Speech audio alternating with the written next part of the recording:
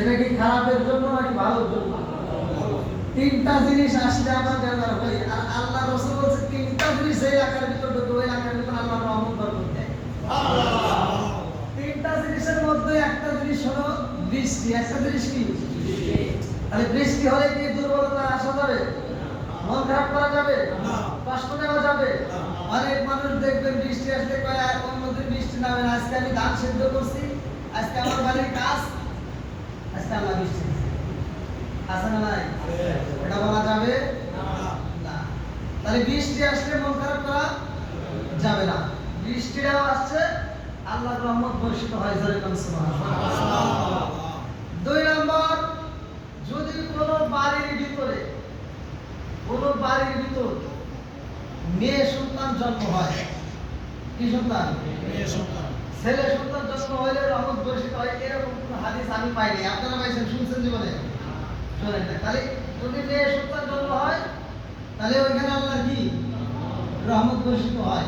এমনও ফ্যামিলি আছে, আমার কাছে ফোন আসে, স্বামী স্ত্রীকে বলতেছে একটা হয়েছে আর একটা হলে কিন্তু তোর বাপের বাড়ি বাড়াবে।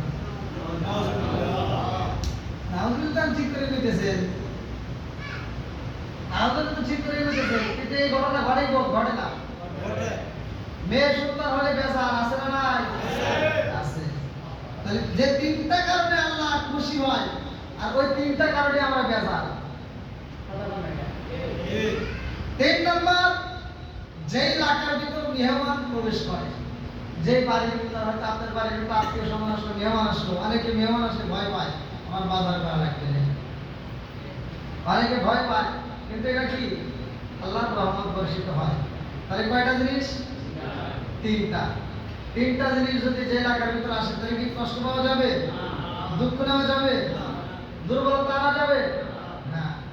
তাহলে তিনটা জিনিস আমরা বুঝতে পারছি। এবার আমাকে আজকের মাহফিলের কমিটি বৃন্দ বিশেষ করে আমার কাছে যে আলোচনা চেয়েছে, আমার কাছে যে আলোচনা চেয়েছে সেই আলোচনার বিষয়টা হচ্ছে খাতুনে জান্নাত মা